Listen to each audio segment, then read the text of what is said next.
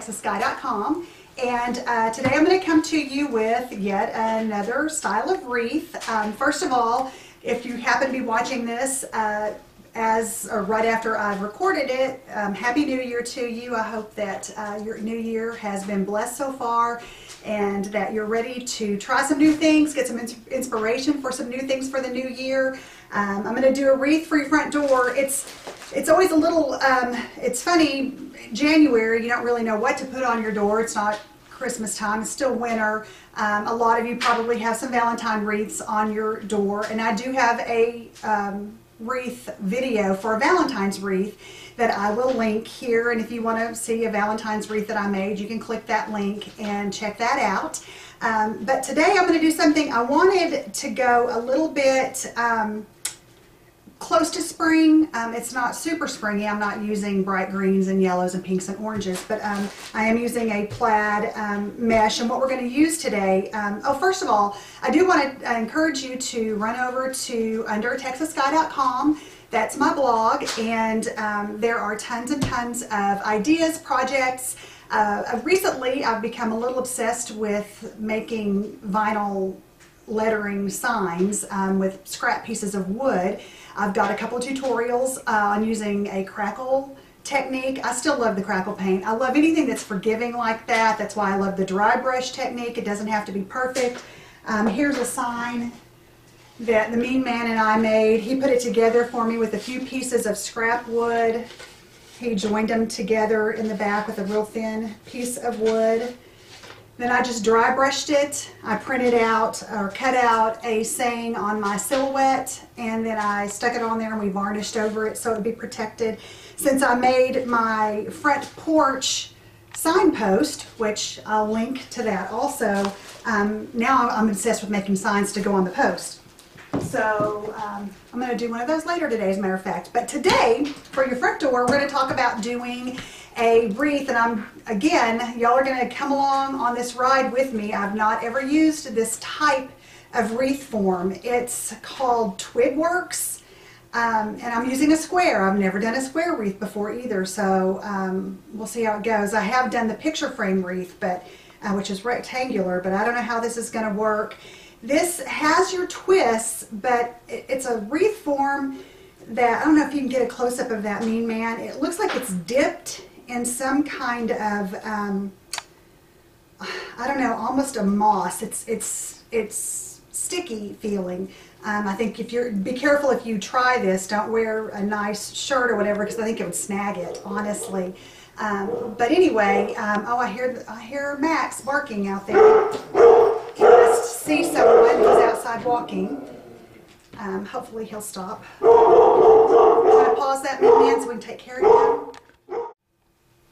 Sorry about that. Max is now put up. Max is our Golden Pyrenees, and he is a wonderful, beautiful dog. But there's nothing we can do about that barking. He must protect the herd from people trying to take a walk around the block, apparently. So he's put up now. Hopefully he won't make any more noise that's disturbing. Anyway, so I'm using this Twig Works wreath. And like I said, we're going to see how it goes. I've never used one before. This particular wreath has 22 twists, and we'll talk about that in a second when we talk about cutting our mesh. The mesh that I'm using is a poly burlap mesh, and I've used this lots of times before. It's got a completely different texture than a Deco mesh, a regular Deco mesh. And I had a question last week. Someone asked me the difference between poly Deco mesh and just a Deco mesh. Those two things are essentially the same thing. It's just the material that makes it up, the mesh up. But this is a poly burlap, which means it's not a true burlap. It's a faux burlap essentially. But it's got a nice texture. I like its coverage. I like how thick it is. There is fraying when you do this, so you have to trim off your edges. That's become more and more. It looks like lots of people are wondering about how to control the fraying. I just trim it as best I can, and just know that it's going to fray, and it's okay, because these wreaths, this especially wreath, is going to have a little bit of a rustic twist to it, since that's what I'm using, this different sort of wreath form. I'm going to also use this jute flex tubing. There is also a Deco mesh tubing or Deco tubing. I'm going to use this throughout the wreath. I'm going to make some bows with it, I think. I'm not sure about the filler that I'm going to use. I do know that I'm going to use my favorite ribbon. Y'all see me put this ribbon in almost every single wreath that I make. I love this little gingham print. I love the texture. This is a sackcloth texture ribbon, and I love it, and it's going to go perfectly in this wreath, and so I'm going to use it yet again. The mesh that I'm using, I'm going to do one more cut. I've already made my cuts. What I'm going to do with this particular wreath, and each of the twists, I want 2 ruffles. This is a ruffle wreath that I'm making, and which just means I'm using the 10-inch poly burlap mesh. And what I'm using, the colors I'm using, this kind of burgundy color. It's almost a purpley burgundy. I don't know how good the lighting is in here. My camera's really old. We really are going to invest in a new one pretty soon, but I know sometimes the colors don't look quite right. There is a green. Can you see this, mean man? It's kind of a green. And then I'll grab one I've already cut. And this is really my inspiration. I love this plaid. I've never seen a plaid in the poly burlap before. I absolutely love it. And it's got the green, the cream, and that burgundy color. So I'm going to do that. I'm using 3 colors. I'm going to put 2 ruffles in each twist. So here's where you get your math going. I've got 22 twists times 2 ruffles is 44. And then I'm using 3 different colors of mesh, so it's just basically 44 divided by 3, which of course doesn't come out evenly. So it works out to about 14 cuts, essentially, somewhere right around in there. 14 and something, so we'll see how it turns out. And I'm going to go ahead and show you how I do this. I cut 3 at a time. When I do my cuts, it just makes it go so much quicker. I do recommend that if you're going to be doing these kinds of wreaths, get yourself a rotary cutter. I use this Olfa rotary cutter, 45 millimeter. I guess that's the size of the blade. This is perfect for cutting your 10-inch mesh into ruffles. So I'm going to show you how we're going to do that. Of course, I have my cutting mat on top of my table to protect my table. I have a larger mat, and then I do have a smaller mat on top of it. I like the smaller mat better, the texture and quality of the smaller mat, but I want my whole table protected, so I have 2 mats on here. The great thing about your cutting mat is it's got a ruler on it, and so you can measure out what you're cutting. I am cutting my ruffles to 12 inches, and so you know, just know it's going to use, of course I'm using 3 colors, so it's not going to use an entire roll of any of them. As a matter of fact, this burgundy roll is scrap. I've already made a wreath with this, and so I always check my scrap first and start with that so I can use that up. But I go ahead and I measure out 12 inches, which is to right here, which is, and the great about this, it doesn't have to be perfect. Don't put a straight line down here. Don't worry about that so much, because you're going to be bunching it up when we make the ruffles, so don't worry about that.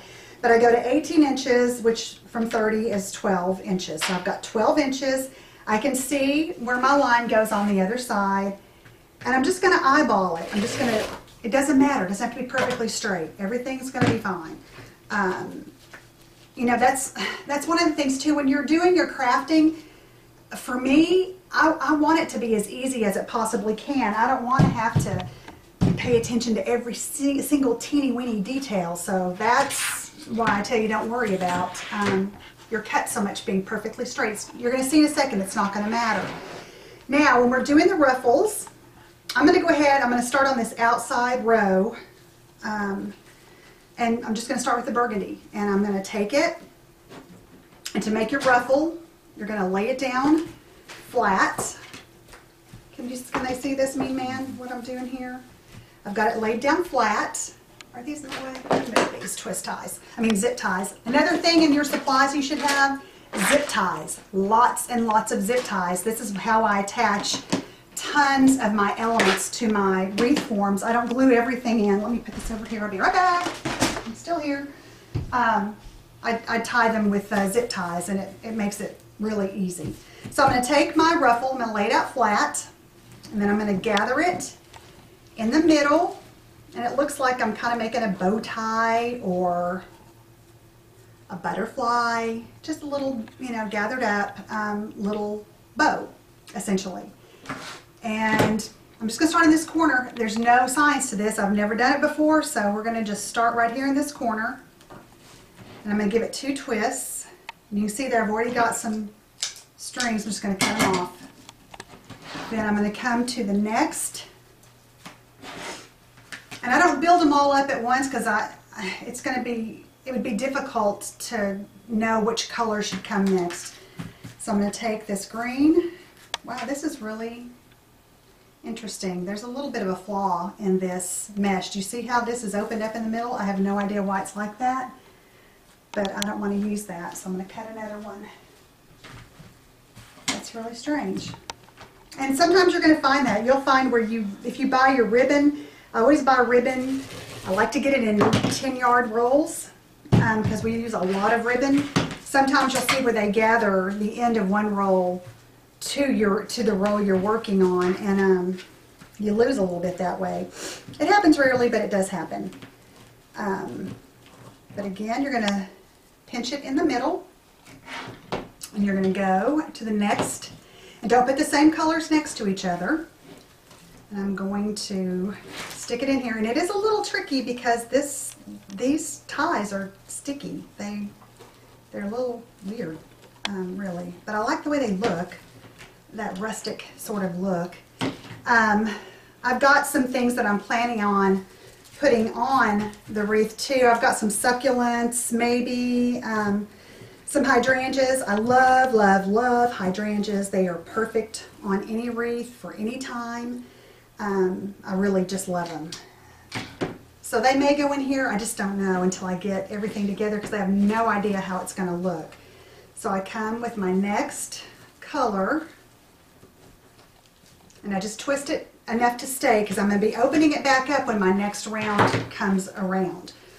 You want to open your ties each time so you don't run out of room. If you stack on top of it, especially with this one, you would absolutely run out of room.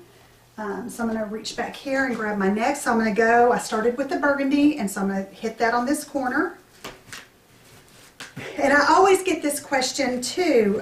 Almost every video I do, they ask if I attach the ties to the wreath, and I don't. I buy my wreath forms with the twist ties already attached.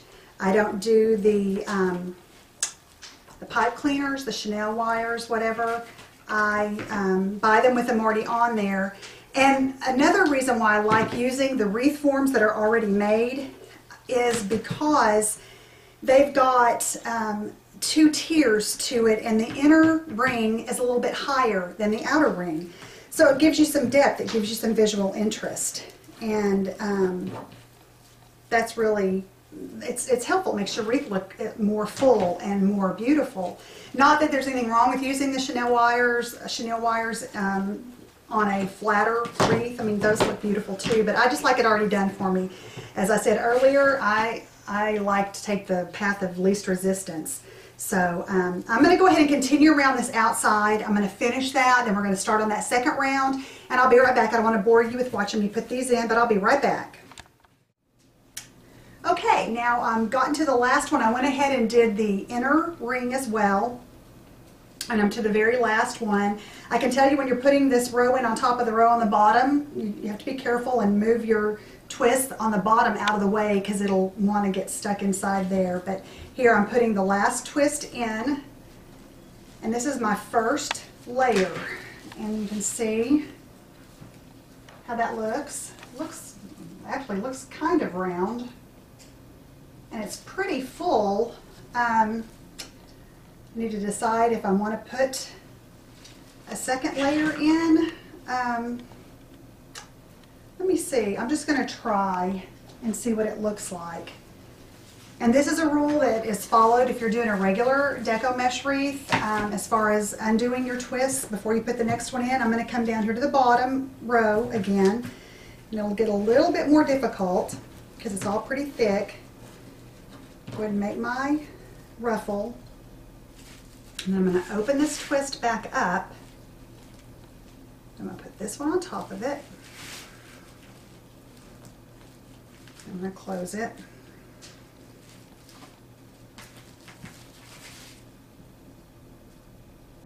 I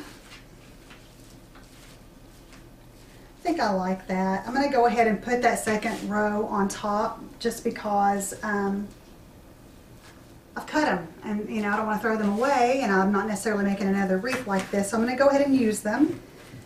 I'm going to go ahead and come to my next, and then I'm just alternating. What I did here is I've got the burgundy on the bottom. The next color in line was the green, so I put the green on top of that because I knew I was going to be putting something on top of the green that was next to it on the bottom layer, which is the plaid. So I'm going to go ahead and open that up. Like I said, it's a little tricky because this is very different than the fluffy twist ties that you're used to. I'm going to do the last color so you can see. It's really pretty. I love these colors together.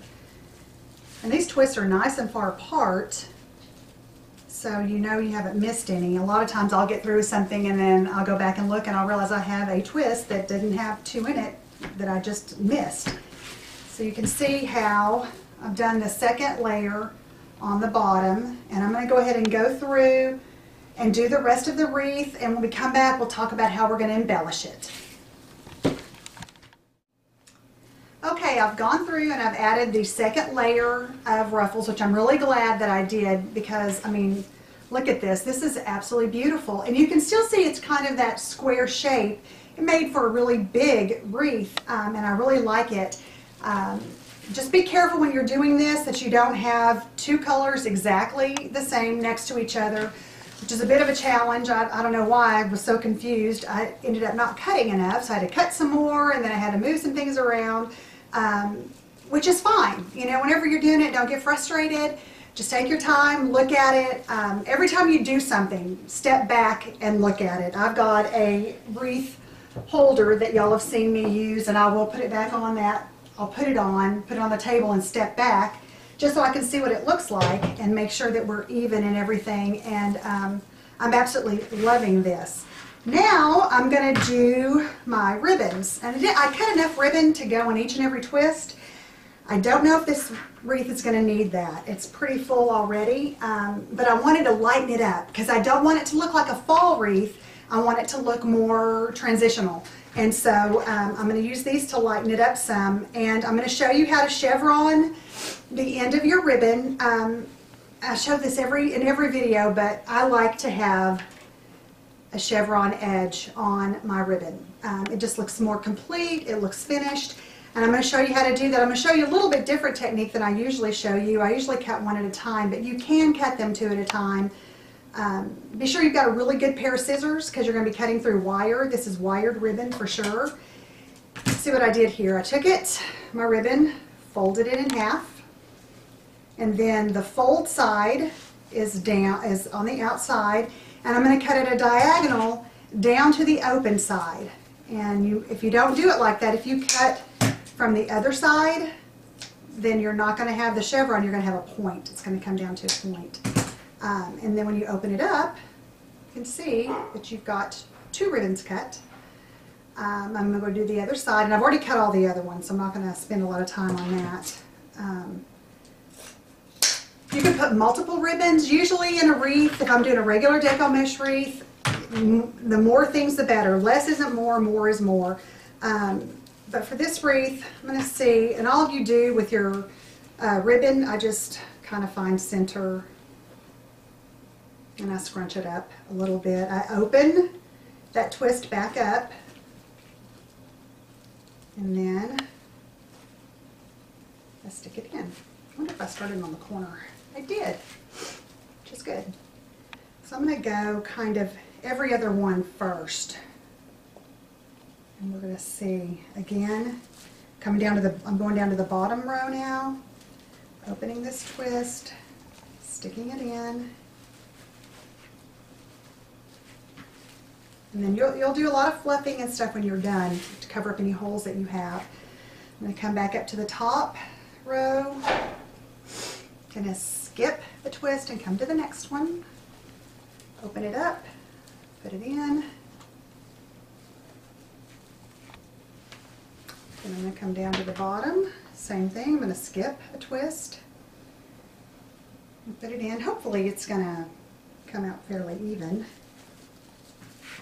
Where is the next twist? I'm telling you, it's really full. It's a challenge finding your twists and everything. And what I love about these wreaths, and that's what I love about the wreath forms that I use, people have asked me, how do I hide my twists? I don't. I incorporate them into my wreath. You can see, me and Man can scan over there to my storage. Excuse the mess, there's always a mess in here. But my storage is there, and you can see I have wreaths of every different color. I just choose a wreath that's going to match or complement whatever wreath I'm making, and I just incorporate those twists right into the wreath. That way you don't have to worry about hiding them. It just makes it look even fuller. It's great. It's a really great look, and makes it really easy. That's another reason I do like these wreaths, and I use what's called a work wreath. The work wreath has the fluffy twist ties. The pencil wreath has really skinny twist ties, and I just prefer the fat ones so I can incorporate it into the wreath that I'm making. And so that's what I always do. Now here I'm hoping when I get to the end it's going to come out even. A lot of times it doesn't, and you might have two twists that have ribbon in it, but you know, it's not the end of the world. And you have other things that go in it. Again, don't sweat the small stuff. Just try to make everything look balanced. That's the important thing. And I'm opening these twists up as I put the ribbon in. Let's see, did I skip two there? Well, dadgummit, I did. And see, I knew that I had skipped two because I had two ribbons on top of each other, so I knew that I had skipped. I'd gone two over, and I didn't want to do that.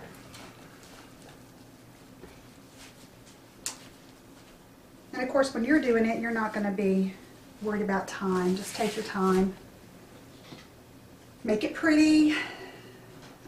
And use the colors that you love. It doesn't matter what the season is or anything like that. With whatever colors that you love. I mean, this Deco mesh comes in all colors. Now the poly, it comes in lots of colors. It doesn't come in, you know, every single color that you might think, but it comes in lots of colors.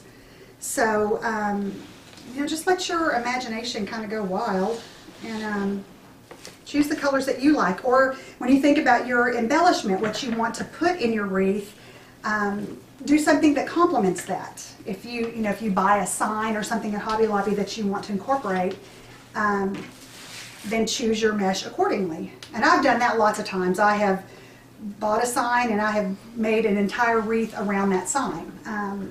That happens quite a lot, as a matter of fact. Okay, now see, here I'm at the end, and I am going to have two twists that have a ribbon in them if I put one in here. I'm not sure. I'm going to go ahead and do it in order to see how it comes out. Everything doesn't work out perfectly because it's just based on the number of twists that you have. I'm going to go ahead and put the other one down here. Skip this one, put it in here. The bottom worked out somehow, I don't know how. Maybe they don't have the same number of ties on top and bottom. Okay, so now, here's what we've got.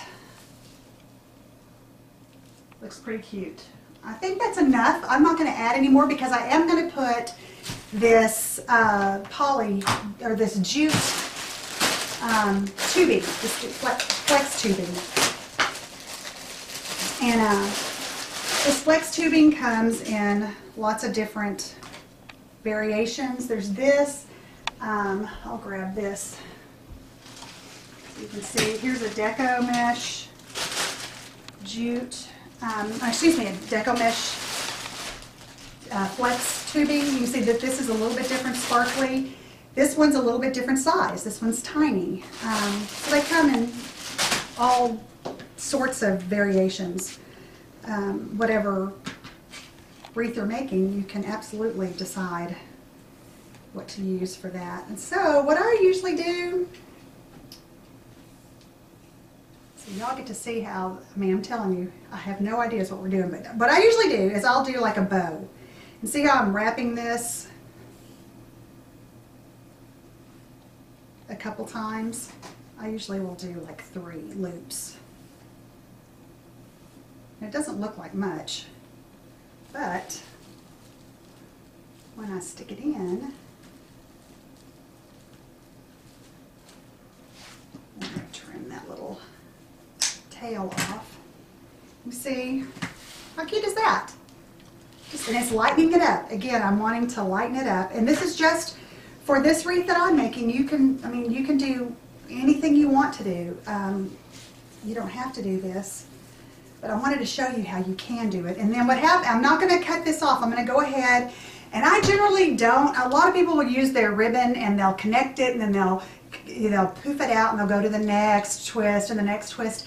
I almost never do that because I don't feel like I ever get it even enough, and I just can't stand the way it looks if it's not all even and going in the right direction, and so I don't do it very often. But with this, I'm going to. We're going to see. It might look great. It might not look great. I went ahead and did 3 loops again. I'm going to come down to this twist. I'm opening it back up.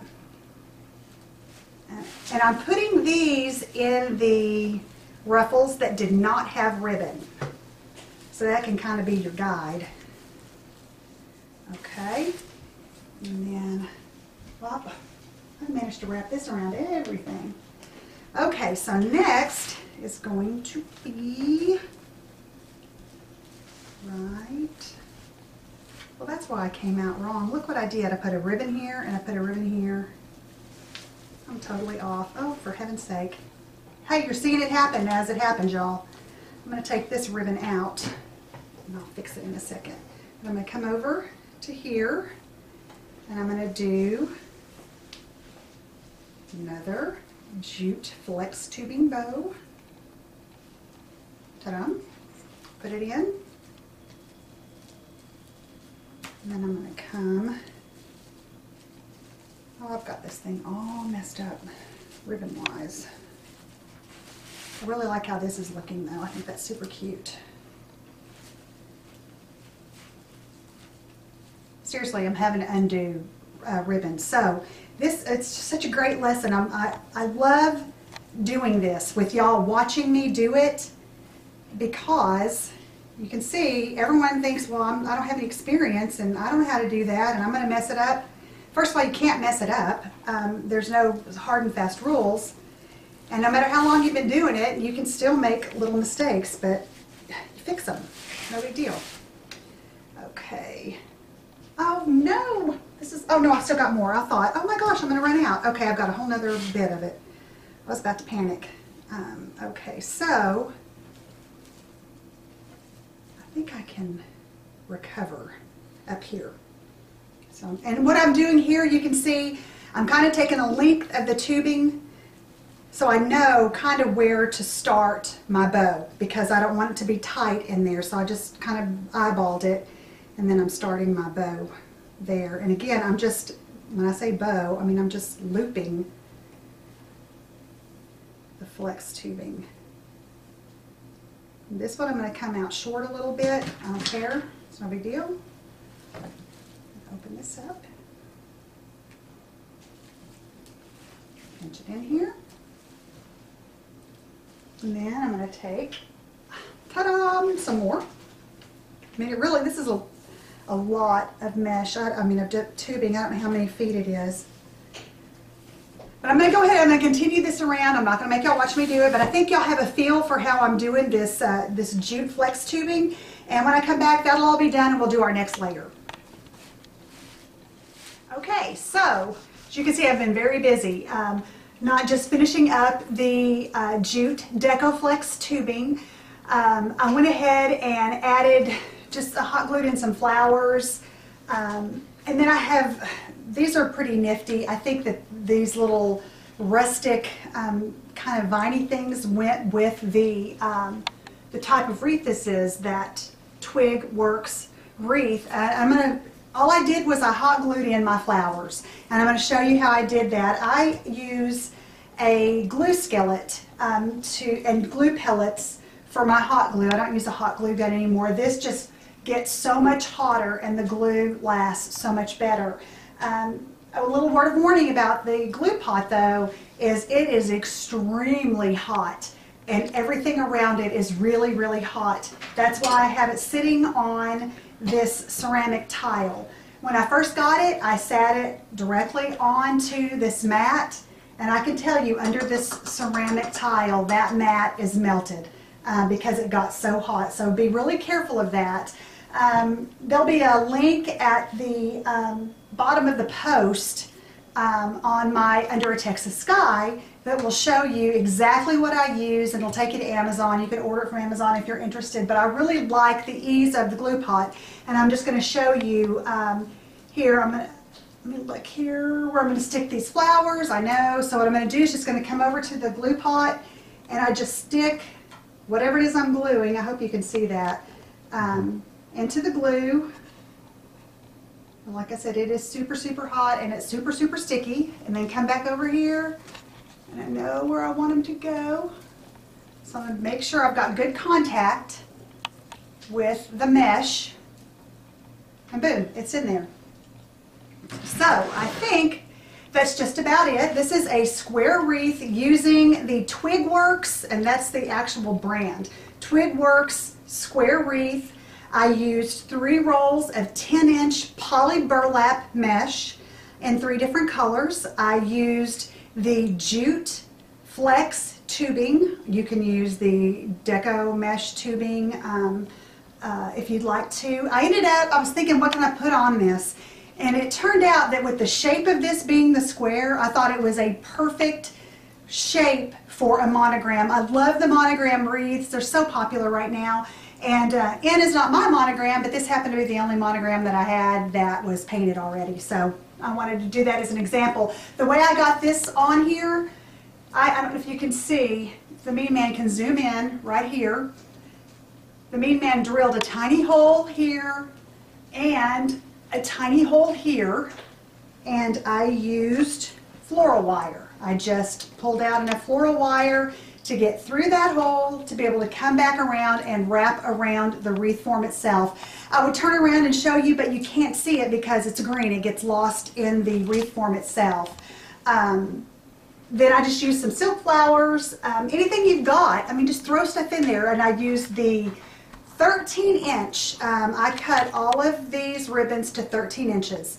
You're going to use a lot of ribbon like this. That's why I like to buy my ribbon in 10-yard rolls or bigger if I can get them. I am asked all the time where I purchase my supplies. For the most part, I order them off of, what is it called? craftoutlet.com. That's where I order almost everything that I do. They've got a great selection. I don't work for them or anything, but I love their selection. I love their prices. They ship for free if you get over a certain amount spent. But, and then another thing, I'm going to show you the back. I'm just going to show you the back so you can see what I was talking about when I said there are strings.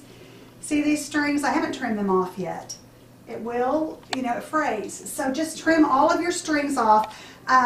If you're doing it for yourself to go on your own front door, to me, it doesn't matter. If I'm putting this on my front door, I don't care what the back looks like.